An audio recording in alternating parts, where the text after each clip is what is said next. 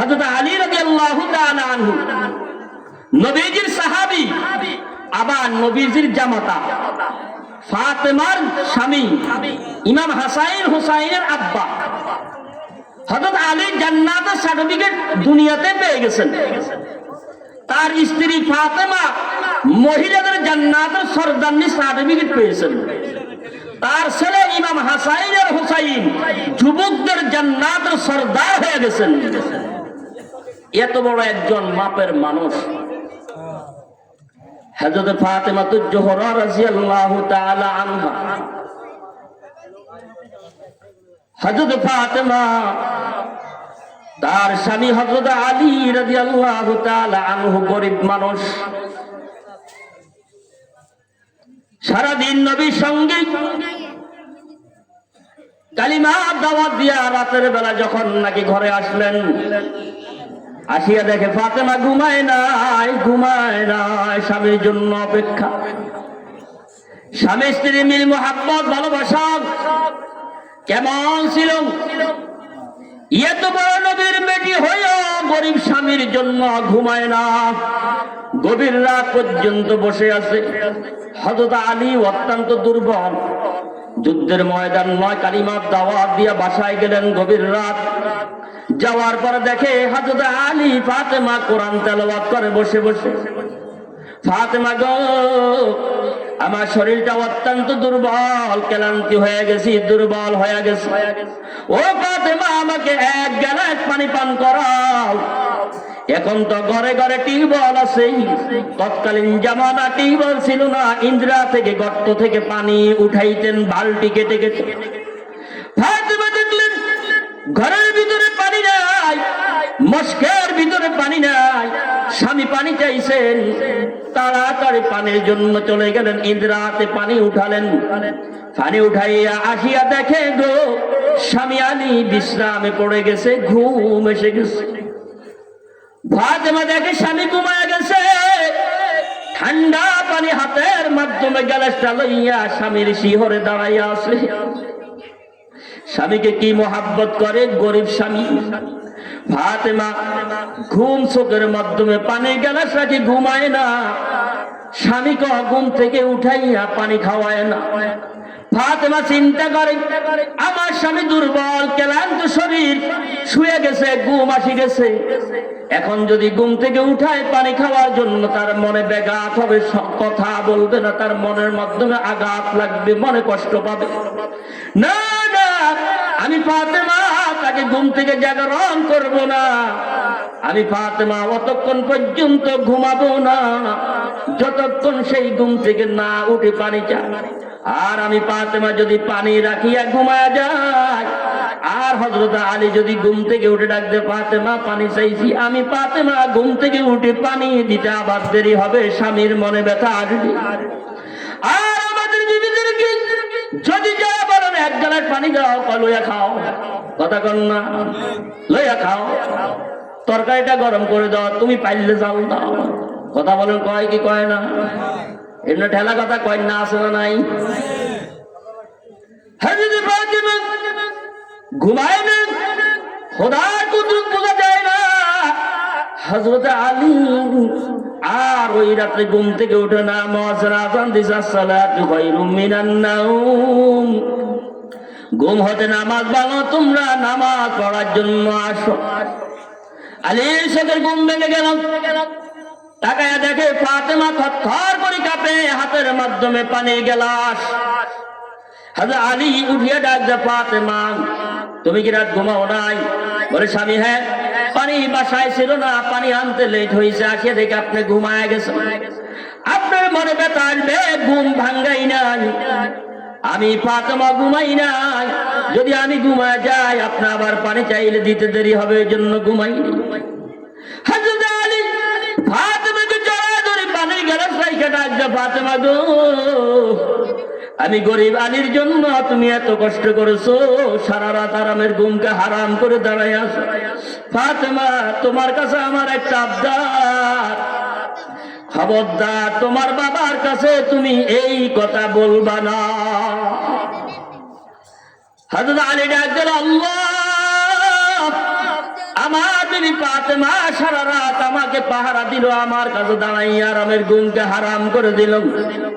আমি আলী তোমার কাছে দোয়া করি, আমার বিবি ফাতেমাকে তুমি জান্নাতের সরদারনি বানাইয়া দিও। স্বামী দোয়া করছে, ভোর রাতে উঠে আল্লাহ তাআলা এটা কবুল করি পালাইছেন, ফাতেমাকে মহিলাদের সরদারনি বানাইছে। মহিলারা জান্নাতে যেতে পারবে না অতক্ষণ ফাতেমার সুপারিশ যাই বললো আমি নামাজে যাই, তবে তোমার কাছে একটা আবদার, আমার আর তোমার মাধ্যমে কালকে রাতে যে ঘটনা ঘটছে এটা তোমার আব্বার কাছে কইও না, তাহলে আমি লজ্জায় মুখ দেখাইতে পারবো না, আমি গরিব সাহাবী। তুমি ফাতেমা এত কষ্ট করেছো, এটা তোমার বাবার কাছে বলিও না। ফাতেমা বলল ঠিক আছে। সকালবেলা হযরত আলী মসজিদে নববী থেকে নামাজ আদায় করে বাসায় ফিরলেন, অমনে জিবরাইল আগমন করলেন। জিবরাইল আসিয়া নবীকে সালাম দিলেন। নবীজি বলে, জিবরাইল এত সকাল সকাল তো আর দেখি নাই, কেন আসছো, কি খবর নিয়ে আসছো? জিবরাইল বলে, ইয়া রাসূলুল্লাহ, আপনার মেয়ে ফাতেমা আর আলীর মাঝে কি করছে আপনি কি খবর জানেন? বলে, না, আলী তো নামাজ পড়ে চলে গেল। বলে, গত রাত ফাতেমার কাছে আলী পানি চাইছে, ফাতেমা পানি আনতে দেরি, আলীর ঘুম এসে গেছে। ফাতেমা ঘুমাই নাই, স্বামীর মনে কষ্ট আসবে, ঘুম থেকে উঠে পানি খাওয়াই নাই। সারা রাত পানির গ্লাস নিয়ে ফাতেমা আলীর সিহে দাঁড়ায় আছে। আর আলী ঘুম থেকে উঠিয়া ফাতেমার জন্য আল্লাহর কাছে দোয়া করেছে, আল্লাহ তুমি আমার বিবিকে জান্নাতের সরদারনি বানায়া দাও। আল্লাহ তাআলা দোয়া কবুল করিয়া আপনার মেয়ে ফাতেমাকে জান্নাতের সরদারনি বানায়া দিছে। আমার নবী আর বাড়িতে যান নাই, জান্নাতের সরদারনির কপাল দেখার জন্য ফজরের পরে চলে আসছেন।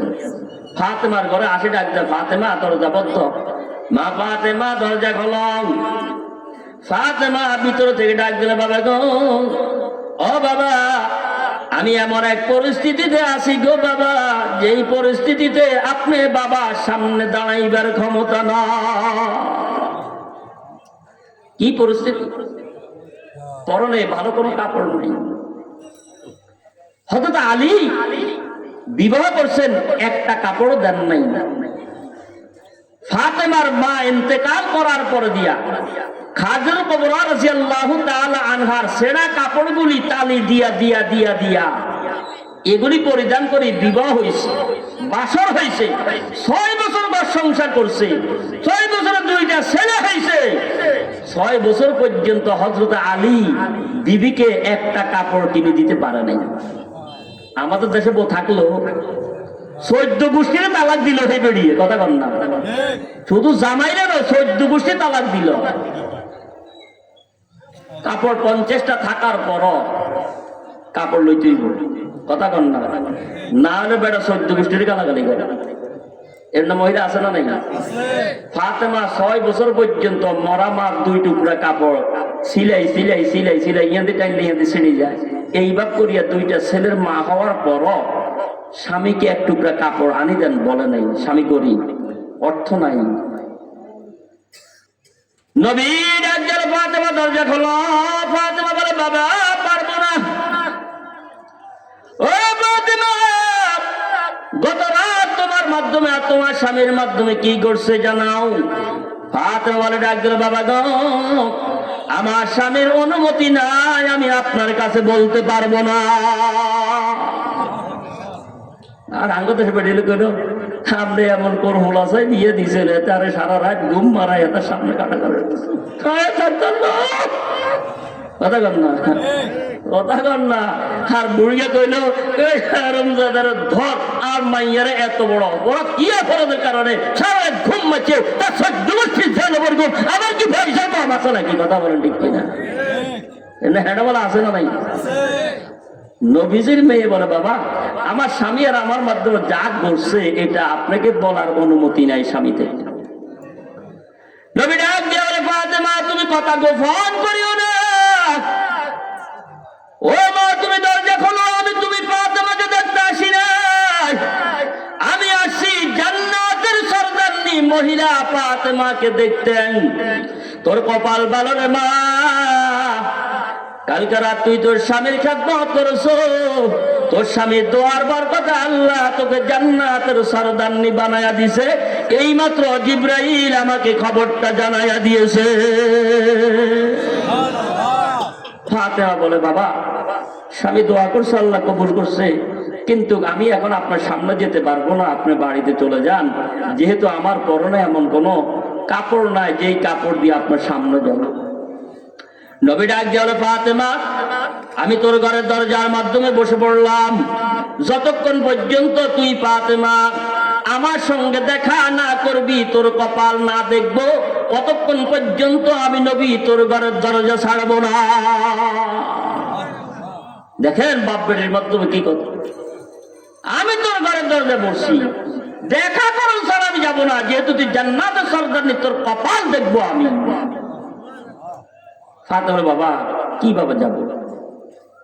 নবী আর দেরি করলেন না, মাথা থেকে পাগড়ি খুলিয়া ঘরের দরজা নিচ দিয়া ডাক দিল, ফাতেমা রে, ও ফাতেমা আমি তোর কপাল না দেখিয়া বাড়িতে যাবো না, তোর বাবার মাথার পাগড়ি খুলে দিয়েছে, এটা পরিয়ে তোর বাবার সামনে হাজির হ।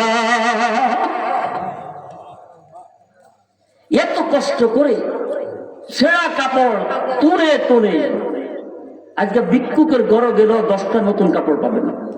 কথা বলেন ঠিক কিনা?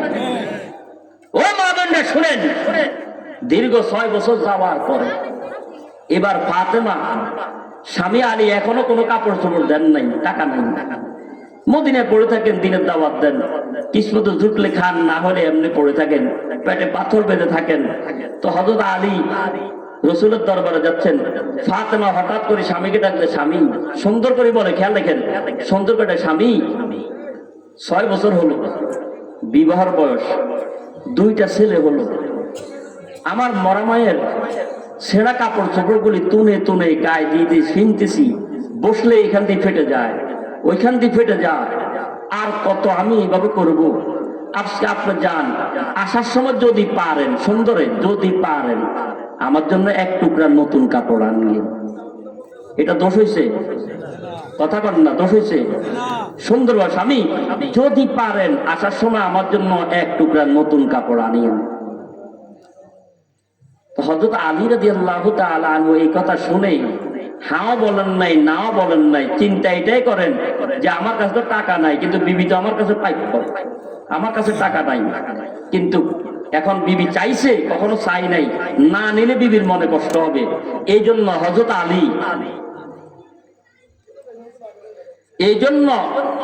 আলী রাদিয়াল্লাহু তাআলা আনহু দিনের বেলা নবীর সাথে কালিমার দাওয়াত দিয়া রাতের বেলা আর বাড়িতে ফিরে নাই, টাকা নাই, কি নাই, বিবি 1 টুকরা কাপড় চাইছে, আনতে বললে বিবি খুশি হবে, বিবি তো পাও না, কিন্তু আমার কাছে টাকা নেই, এখন টাকা ছাড়া কাপড় ছাড়া যদি যায় বিবির মনে কষ্ট আসবে।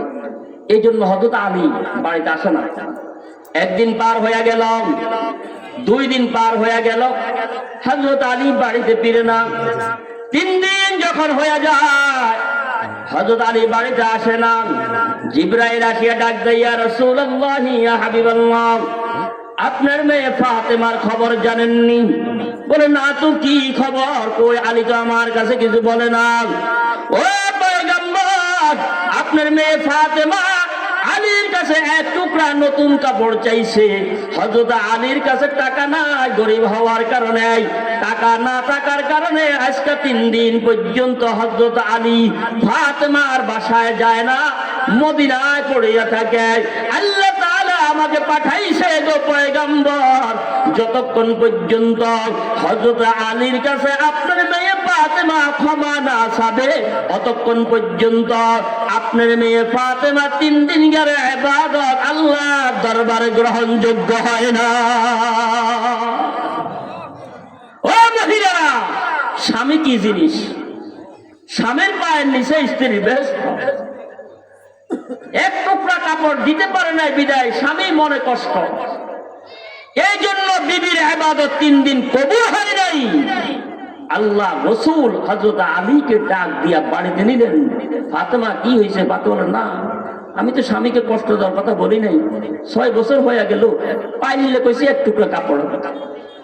নবী চোখ দিয়া পানি ছেড়ে ডাক দিয়ে, ফাতেমা গো, ও ফাতেমা, এই মাত্র জিব্রাইল এসেছেন, হযরত আলী 3 দিন পর্যন্ত কাপড়ের জন্য বাসায় আসে না। এই 3 দিন পর্যন্ত তোমার ইবাদত আল্লাহর দরবারে গ্রহণযোগ্য হয় নাই।